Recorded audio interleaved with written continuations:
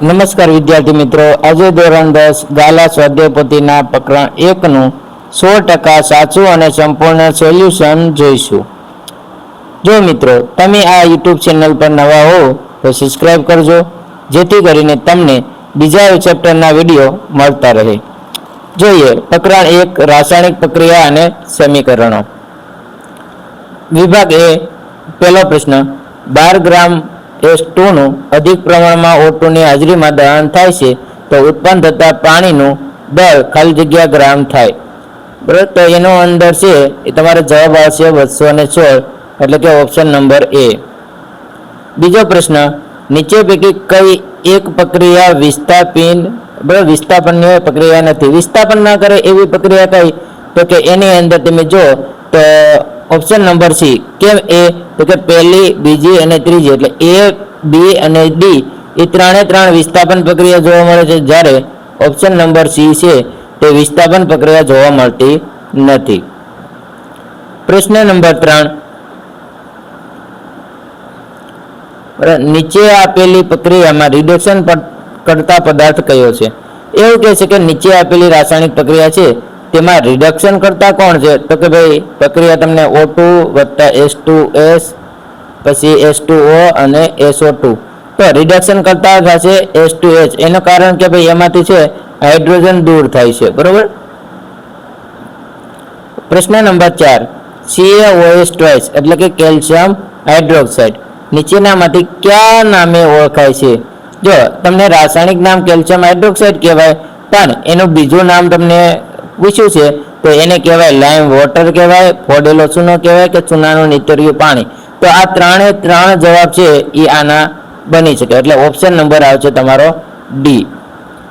પ્રશ્ન number 5, silver ક્લોરાઇડને ઘેરા રંગની બોટલમાં સંઘરવામાં આવે છે, તેનું કારણ? સિલ્વર ક્લોરાઇડ એટલે AgCl2 એને ઘેરા રંગની બોટલમાં રાખવામાં આવે, કેમ? ઓપ્શન એ, તે સફેદ ઘન પદાર્થ છે.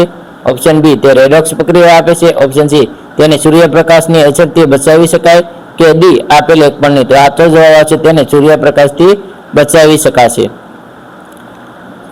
પ્રશ્ન નંબર 6, Zn સળિયાને કોપર નાઇટ્રેટના દ્રાવણમાં મૂકી અવલોકન કરતા શું જોવા મળશે? તો Zn પર કોપરનું પરજામ છે. Zn Cu પર એટલે Cu પર Zn જમા થશે, Cu+ નું ઓક્સિડેશન થશે, કે દ્રાવણનો વાદળી રંગ ઘાટો બને છે? તો Zn સળિયાને કોપર નાઇટ્રેટના દ્રાવણ મૂકવામાં આવે તો Cu પર Zn જમા થશે. બરાબર, એટલે ઓપ્શન નંબર આવશે બી. એની પછીના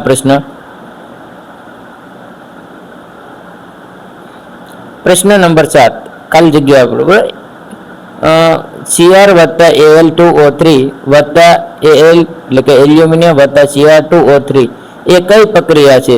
મિત્ર અહીંયા છે ઓક્સિડેશન, રિડક્શન, રેડોક્સ. તો તમારે 3 માંથી જવાબ આપવાનો કે કઈ પ્રક્રિયા બને છે.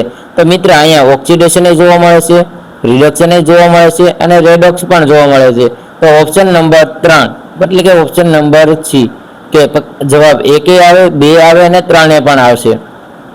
8મો પ્રશ્ન, પાણીમાં કઈ ચૂનો ઉમેરતા તીવ્ર અવાજ ઉત્પન્ન થાય છે? જો પાણીમાં છે કઈ ચૂનો તમે ઉમેરો છો તો તીવ્ર અવાજ ઉત્પન્ન થાય. આ પ્રક્રિયા કેવા પ્રકારની કહેવાય?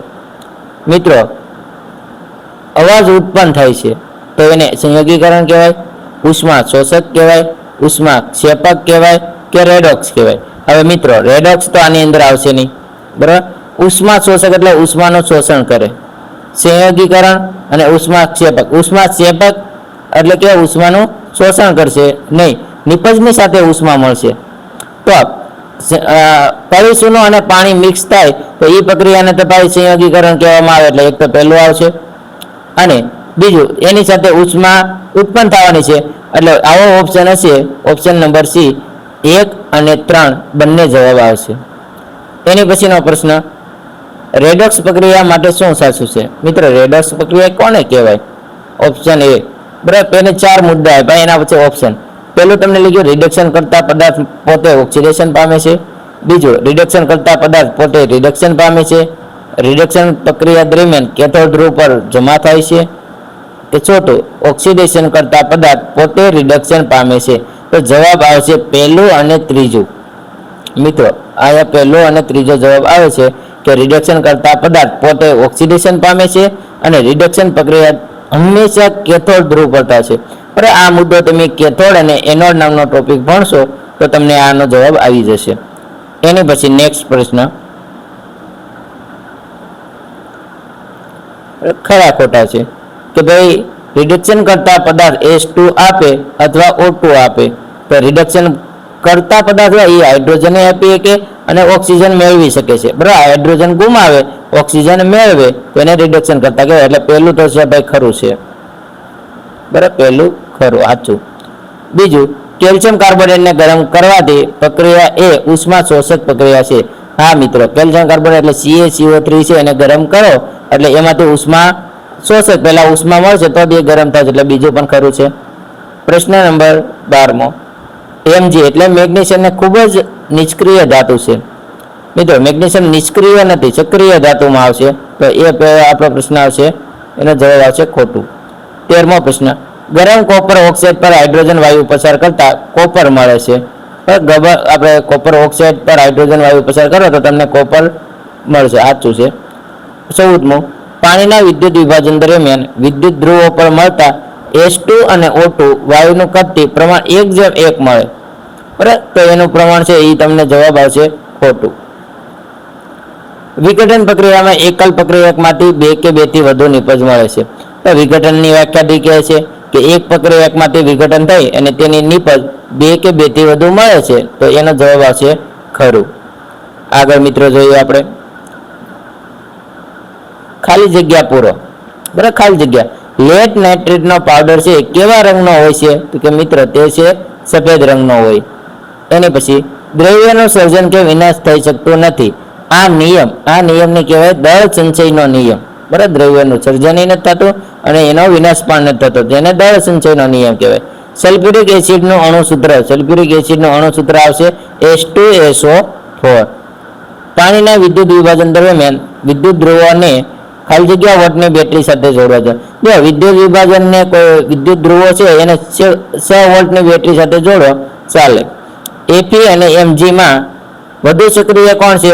તો કે ભાઈ આ સક્રિયતા શ્રેણી ચેપ્ટર નંબર 3 એમાં એક ટોપિક આપેલો છે સક્રિયતા શ્રેણી, એ યાદ કરો તો એમાં સૌથી વધારે હોય તો મેગ્નેશિયમ ધાતુ છે એ સક્રિય તત્વમાં આવશે.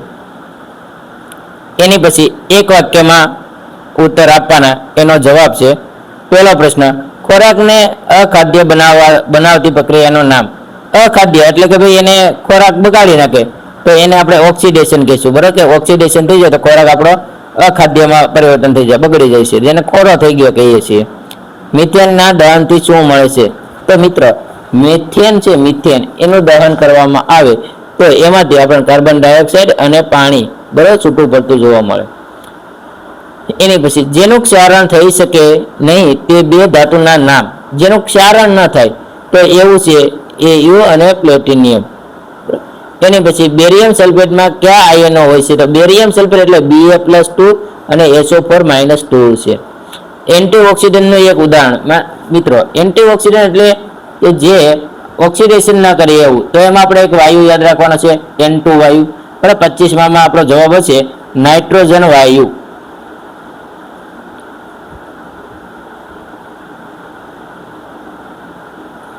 હાલો, એની પછી આપણે નેક્સ્ટ પ્રશ્ન, નીચેના પ્રશ્નને ટૂંકમાં ઉત્તર આપવાના. બરાબર, તો એમાં 26મો પ્રશ્ન, લેડ નાઇટ્રેટના અને પોટેશિયમ આયોડેટ વચ્ચે થતી પ્રક્રિયા પ્રકાર લખી અને સમીકરણ જોતો. આ લેડ નાઇટ્રેટ અને પોટેશિયમ આયોડેટ છે એ પ્રક્રિયાનું નામ છે દ્વિવિસ્થાપન પ્રક્રિયા અને તેનું સમીકરણ જો અહીંયા આપણે PbNO3 + Ki, તો Pb અને I નો જોડાઈ જશે અને KNO3 જોડાઈ જાય એટલે તેનું સમીકરણ આપણે લખેલું છે. 27મો પ્રશ્ન, ઘરની દિવાલને ધોવા માટે વપરાતા પદાર્થનું નામ અને સૂત્ર.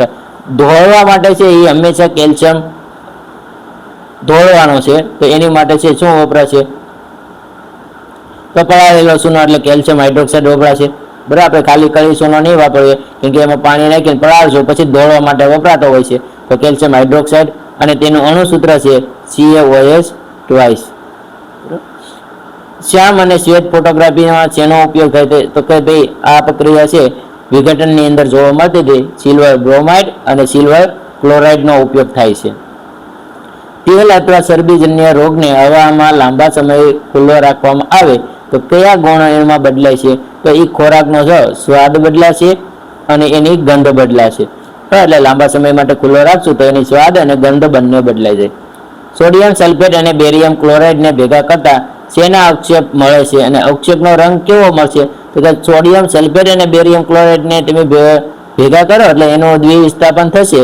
તો એમાંથી બેરિયમ સલ્ફેટ આ પ્રક્રિયા છે ને દ્વિવિસ્થાપન ની થાય એટલે બેરિયમ સલ્ફેટ જોવા મળે BaSO4 અને એના સફેદ અવક્ષેપ મળે છે, જેથી કરીને આને અવક્ષેપન પ્રક્રિયા પણ કહેવામાં આવે છે. હાલો એની પછી મિત્ર કે ભાઈ જોડકા જોડવાના છે. તો પેલા લીલો અને વાદળી તમને રંગ આપેલા છે અને બાજુમાં છે તમને પદાર્થ આપેલા છે કે કયા પદાર્થનો રંગ છે. તો પેલો લીલો રંગ છે એની સામે છે કોપર સલ્ફેટ, બેરિયમ સલ્ફેટ અને ફેરસ સલ્ફેટ. તો લીલાની સામે આવશે ફેરસ સલ્ફેટ એટલે પહેલાની સામે C. અને બીજું વાદળી રંગ છે તો એમાં આવશે કોપર સલ્ફેટ, બરાબર, એટલે બીજામાં A. એવી રીતના બીજું જોડકું છે કે ક્વિક લાઇમ, એનું અણુસૂત્ર કહેવાનું, બરાબર, પેલું નામ એનું અણુસૂત્ર. તો ક્વિક લાઇમ એટલે એને CaO કહેવાય અને CaO નું બીજું નામ છે આપણે કળીસુનું અથવા કેલ્શિયમ ઓક્સાઇડ. પછી જે સ્લેક્ડ લાઇમ, બરાબર, લાઇમ છે તો એને આપણે છે એ CaOH2 એટલે કેલ્શિયમ હાઇડ્રોક્સાઇડ કહેવામાં આવે અને આરસ પાણનું સૂત્ર મિત્ર CaCO3 એટલે ત્રીજામાં એ આવશે કે આરસ પાણને CaCO3 કહેવામાં આવે, ક્વિક લાઇમને CaO કહેવામાં આવતું છે. હાલો એની પછી નેક્સ્ટ છે કે ભાઈ પ્રક્રિયા પૂરી કરવાની, બરાબર, પ્રક્રિયા પૂર્ણ કરો અને ખાલી જગ્યા પૂરો. તો પેલી ખાલી જગ્યા છે CO2 વત્તા H2O સૂર્યપ્રકાશ અને ક્લોરોફિલની હાજરીમાં આપેલી છે. તો આ પ્રક્રિયા મિત્રો છે, આ પ્રક્રિયા તે પ્રકાશ સંશ્લેષણની પ્રક્રિયા છે. એટલે જવાબમાં C6H12O6 એટલે ગ્લુકોઝ વત્તા ઓક્સિજન અને વત્તા પાણીની નિપજ છૂટવી પડશે. બીજો પ્રશ્ન છે CO વત્તા H2 એને તમે ઉષ્મા આપો એટલે ગરમી આપો તો તેમાંથી કોપર અને H2O છૂટવું પડશે, બરોબર. પછી જે AgCl એટલે AgCl છે સૂર્યપ્રકાશની હાજરીમાં વિઘટન પ્રક્રિયા થાય તો સિલ્વર અને ક્લોરાઇડ બે છૂટવું પડે છે, બરાબર. AgCl ની અંદર Ag અને Cl છૂટવું પડશે. એની પછી 36મો પ્રશ્ન કે CO વત્તા H2 કાર્બન મોનોક્સાઇડ અને H2 એને 340 વાતાવરણ દબાણે તમે જો એની પ્રક્રિયા કરો તો CH3OH એટલે કે તમને CH3OH એટલે મિથેનોલ જવાબ મળે છે. એની પછી નેક્સ્ટ પ્રશ્ન કે આપેલી આકૃતિ તમને એક આપેલી છે આકૃતિ, એની આધારે તમારે એ પ્રશ્ન લખવાનો છે કે આપેલ આકૃતિમાં પ્રક્રિયા થશે કે રંગ પરિવર્તન તે લખો. તો આ આકૃતિ મિત્ર છે એ વિસ્થાપન પ્રક્રિયાની આપેલી છે કે ભાઈ એક કસનળી લીધેલ છે, એમાં દોરી વડે છે એક કોપરની પટ્ટી લીધેલી છે અને ફેરસ સલ્ફેટનું તમારે દ્રાવણ આકૃતિમાં તમે જોઈ શકો છો. તો આની અંદર છે એ રંગ પરિવર્તન થશે કે નહીં થાય? તો ના મિત્રો, આમાં રંગ પરિવર્તન નહીં થાય. તો શા માટે રંગ પરિવર્તન ન થયો? તો કે ભાઈ ફેરસ સલ્ફેટનું દ્રાવણ છે એમાં ફેરસ નામનો તત્વ છે ને કોપર કરતા વધુ સક્રિય છે અને ઓછું સક્રિય તત્વ છે એ વધારે સક્રિયને દૂર ન કરી કે એના માટે એટલે રંગ પરિવર્તન નહીં થશે, બરાબર. આનાથી દ્રાવણનો રંગ તેનો તે જ લીલો ને લીલો જ રહેશે, એનો કઈ બદલાવ નહીં આવે. હાલો એની પછી વિભાગ B ની અંદર આપણે જોઈએ તો મોટા પ્રશ્ન છે અને મોટા પ્રશ્નના જવાબ પહેલો પ્રશ્ન તમને આપ્યો છે કે સમતોલિત રાસાયણિક સમીકરણનું મહત્વ લખો. તો પેલું તો સમતોલિત રાસાયણિક સમીકરણ કહેવાય કોને, બરાબર. તો સમતોલિત ટૂંકમાં લખેલું છે એટલે કે ભાઈ આને રાસાયણિક તમારે સમજવાનું છે. રાસાયણિક મદદથી પ્રક્રિયકો અને નિપજોમાં કેટલાક મોલ છે તે જાણી શકાય. બીજું પોઈન્ટ મુદ્દા સાથે જવાબ લખવાના છે આપણે, વિજ્ઞાન છે એટલે. તો પ્રક્રિયકોને કેટલોક જથ્થો પ્રક્રિયામાં વપરાશે અને કેટલોક નિપજોમાં કેટલો જથ્થો મળે છે તે જાણી શકાય. પ્રક્રિયકો અને નિપજોની ભૌતિક સ્થિતિ આપણે જાણી શકીશું. મિત્રો બીજો પ્રશ્ન, મેગ્નેશિયમ પટ્ટીને હવામાં સળગાવતા પહેલા શા માટે તેને સાફ કરવામાં આવે છે? તો આ પ્રયોગ કરો એટલે તમને ખબર હોય કે મેગ્નેશિયમ ધાતુ ખૂબ જ ક્રિયાશીલ હોવાથી તેને હવામાં ખુલ્લી રાખતા, જો મિત્રો આ ધાતુ છે ખૂબ જ ક્રિયાશીલ છે, તેને જો તમે હવામાં રાખો તો તેની બહારની સપાટી પર MgO નિષ્ક્રિય પડે અને તેને કાચ પેપરથી આપણે ઘસવી પડે છે. વડે સાફ કરવાથી મેગ્નેશિયમ પટ્ટીને સરળતાથી આપણે O2 સાથે પ્રક્રિયા કરીએ કે એના માટે આપણે ઘસીએ છીએ. મિત્ર એની પછી ત્રીજો પ્રશ્ન કે લોખંડની વસ્તુઓ પર આપણે રંગ શા માટે લગાવીએ છીએ? તો ધાતુ ક્ષારણને લીધે, બરાબર, ધાતુનું ક્ષારણ થાય છે, એના લીધે લોખંડની વસ્તુઓ ઉપર કાટ લાગે છે, બરાબર. આથી કાટથી બચાવવા માટે આપણે છે, કાટથી શું કરવાનું છે? બચાવવા માટે છે એ એની ઉપર રંગ લગાવવામાં આવે છે, જેના કારણે લોખંડને હવાનો સંપર્ક થતો નથી અને પરિણામે લોખંડ વસ્તુને લાંબા સમય સુધી છે એ સારી રીતે રાખી શકાય એની માટે આપણે રંગ કરવામાં આવતો હોય છે. એની પછી ચોથો પ્રશ્ન છે કે જ્યારે કોપર સલ્ફેટના દ્રાવણમાં આયર્નની ખીલી ડુબાડવામાં આવે છે ત્યારે કોપર સલ્ફેટના દ્રાવણનો રંગ શા માટે બદલાય છે? મિત્રો, કોપર સલ્ફેટનું દ્રાવણ તમે લો અને આયર્નની ખીલી એટલે કે લોખંડની ખીલી તમે એની અંદર ડુબાડો છો તો એની અંદર રંગ બદલાશે. તો જોઈએ તો કે આયર્નની ખીલી કોપર સલ્ફેટના દ્રાવણમાં ડુબાડતા કોપર કરતા આયર્ન વધુ સક્રિય છે, બધું વધારે ક્રિયાશીલ હોવાને કારણે કોપરનું વિસ્થાપન કરશે. કોપરનું શું કરશે? વિસ્થાપન કરવું એટલે કે દૂર કરજો, બરાબર. અને પરિણામે આયર્ન સલ્ફેટ બનશે. કોપર દૂર થઈ જાય અને આયર્ન સલ્ફેટ બને છે, જેના લીધે લીલા રંગ હોવાના કારણે દ્રાવણનો રંગ થોડો બદલાશે. મિત્રો, હવે એની પછી વિભાગ નંબર આપણે સી, જે 3 માર્કની અંદર પરીક્ષામાં આવતા હોય એવા પ્રશ્ન, ખૂબ જ અગત્યના પ્રશ્ન જે આપણે અહીંયા જોઈએ છીએ. જ્યારે તમે લેડ નાઇટ્રેટ, બરાબર, તમને લેડ નાઇટ્રેટ કે પોટેશિયમ આયોડાઇડના દ્રાવણને મિશ્ર કરો છો ત્યારે શું જોવા મળશે? પહેલો પ્રશ્ન, કેવા રંગના અવક્ષેપ મળે અને તેનું નામ? તો આપણને મિત્રો પીળા રંગના અવક્ષેપ મળશે, બરાબર, અને તે પદાર્થનું નામ થશે લેડ આયોડાઇડ. બીજો પ્રશ્ન એનો કે આ પ્રક્રિયાના સંકલિત સમીકરણ લખો. તો અહીંયા મિત્રો આપણે સમીકરણ લખેલું છે, બરાબર, કે PbNO3 KI, તો PbI બનશે અને એમાંથી NO2, બરાબર, KNO3 એવું છૂટવું પડશે. આ પ્રક્રિયાનો પ્રકાર, તો કે આ પ્રક્રિયાને છે આપણે દ્વિવિસ્થાપન પ્રક્રિયા કહીશું, અથવા તેનું બીજું નામ કે અવક્ષેપ મળતા હોય તો આને આપણે અવક્ષેપણ પ્રક્રિયા પણ કહેવામાં આવે છે. એની પછી બીજો પ્રશ્ન, વિઘટન પ્રક્રિયાઓને સંયોગીકરણ પ્રક્રિયાથી વિરુદ્ધ પ્રક્રિયા શા માટે કહેવાય છે? આ પ્રક્રિયાઓ માટેના સમીકરણો દર્શાવો. તો મિત્રો, વિઘટન પ્રક્રિયા અને સંયોગીકરણ પ્રક્રિયા એકબીજાથી વિરુદ્ધ કહેવામાં આવે. શા માટે?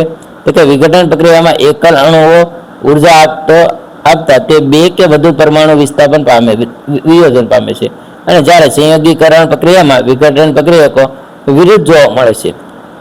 તે પ્રક્રિયામાં 2 કે વધુ પરમાણુઓ ભેગા થઈને એક જ અણુ બને છે અને ઉર્જા મુક્ત કરે છે. તેના 2 ઉદાહરણો આપણે અહીંયા લખેલા છે કે વિઘટન પ્રક્રિયા એટલે AB પ્લસ ઉર્જા, તો એમાંથી A પ્લસ B નામની નિપજો મળશે, બરાબર, કે એક પ્રક્રિયક અને એમાંથી 2 નિપજ મળે છે. એટલે કે AgCl એને સૂર્યપ્રકાશ રાખો તો તમને Ag અને Cl2 આવું છૂટવું પડે છે. જ્યારે સંયોગીકરણ પ્રક્રિયાની અંદર છે એ A અને B નામનો પ્રક્રિયક છે, જ્યારે એમાંથી નિપજ છે AB નામની મળશે અને ઉર્જા છૂટી પડશે. તો એની અંદર તમે છે એ Ag અને Cl 2 પ્રક્રિયક તરીકે લો અને એની નિપજ છે AgCl ગણો તો એ સંયોગીકરણ એટલે વિઘટનથી તદ્દન ઉલટી અલગ જોવા મળે છે.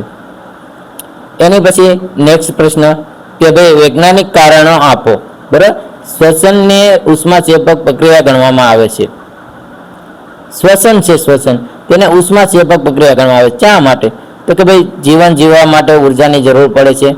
આપણે જે ખોરાક ખાઈએ છીએ તેમાંથી આ ઉર્જા મળે છે અને પાચન દરમિયાન ખોરાક વધુ સરળ પદાર્થમાં વિભાજન થાય છે અને તેની પ્રક્રિયા આપણે નીચે પ્રમાણે લખીએ કે C6H12O6 એને ઓક્સિજન સાથે પ્રક્રિયા કરો એટલે આ C6H12 છે એને ગ્લુકોઝ કહેવામાં આવે. એને તમે ઓક્સિજન સાથે પ્રક્રિયા કરો તો તેમાંથી CO2 વત્તા H2O અને પ્લસ તમને ઉર્જા પુષ્કળ પ્રમાણમાં મળતી હોય છે, તો જેને આપણે શ્વસન પ્રક્રિયા એવું કહેવામાં આવે. મિત્રો, એની પછી વિભાગ ડી, જે અગત્યના 4 માર્કમાં પ્રશ્ન પૂછાતો હોય એવો પ્રશ્ન છે, તો એને આપણે જોઈએ કે સંયોગીકરણ પ્રક્રિયા, વિઘટન પ્રક્રિયા, વિસ્થાપન પ્રક્રિયા અને અવક્ષેપણ પ્રક્રિયા કોને કહે છે એનું એક ઉદાહરણ સાથે તમારે આ સમજાવવાનું. મિત્રો, 4 પ્રક્રિયાઓ તમને પૂછી છે, 4 ની વ્યાખ્યા અને એક ઉદાહરણ તમારે લખવાનું હોય છે, તો આપણે બને એટલું જોઈએ. કે ભાઈ પહેલું તમને આપ્યું સંયોગીકરણ, તો કે જે રાસાયણિક પ્રક્રિયામાં 2 કે 2 થી વધુ પ્રક્રિયકો વચ્ચે પ્રક્રિયા થઈ અને એક જ નિપજ બનાવે, બરાબર. નિપજ કેટલી બનાવશે?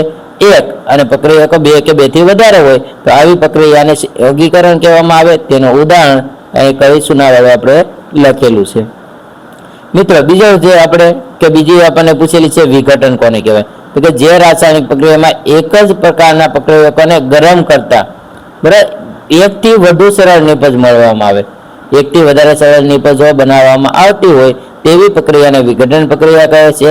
ઉપરાંત ઉષ્માની મદદથી કરવામાં આવતી પ્રક્રિયા હોવાથી આને ઉષ્મીય વિઘટન પણ કહેવામાં આવે છે. બરાબર, અને તેના ઉદાહરણ આપણે અહીંયા CaCO3 વત્તા બરાબર એને તમે ઉષ્મા આપો તો CaO અને CO2 છૂટું પડતું હોય. એની પછી વિસ્થાપન પ્રક્રિયા છે કે ભાઈ જે રાસાયણિક પ્રક્રિયામાં વધુ ક્રિયાશીલ તત્વ ઓછા ક્રિયાશીલ તત્વને સંયોજનમાંથી શું કરશે તો કે દૂર કરે છે, તેને વિસ્થાપન પ્રક્રિયા કહેવામાં આવે છે. અને તેનું ઉદાહરણ આપણે લખી શકીએ છીએ. હાલો, એની પછી અવક્ષેપણ પ્રક્રિયા હતી. તો અવક્ષેપણ પ્રક્રિયા તમારે લખવી હોય તો મિત્ર આ અવક્ષેપણ પ્રક્રિયાની પહેલા આપણે વાત થઈ ગઈ છે કે ભાઈ PbNO3 અને KI વાળી જે પ્રક્રિયા આપણે લેડ નાઇટ્રેટની ભણ્યા હતા આવડ્યા, તો એ પ્રક્રિયા છે એ અવક્ષેપણ પ્રક્રિયાની અંદર આવશે. હવે એની પછી નેક્સ્ટ પ્રશ્ન,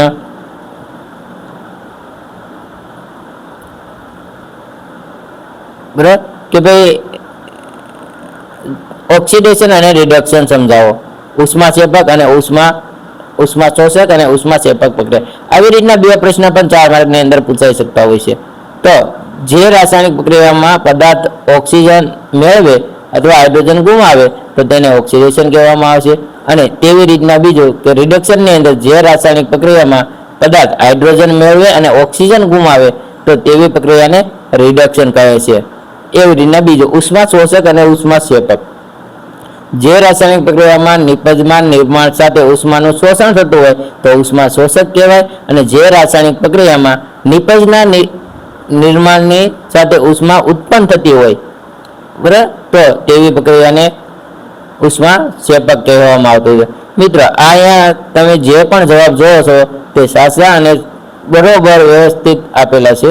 મિત્ર જો તમે હજી સુધી ચેનલને સબસ્ક્રાઇબ ન કરી હોય તો એકવાર સબસ્ક્રાઇબ કરજો, જેથી કરીને આવનાર બીજા ચેપ્ટરના વિડીયો તમે જોઈ શકો છો.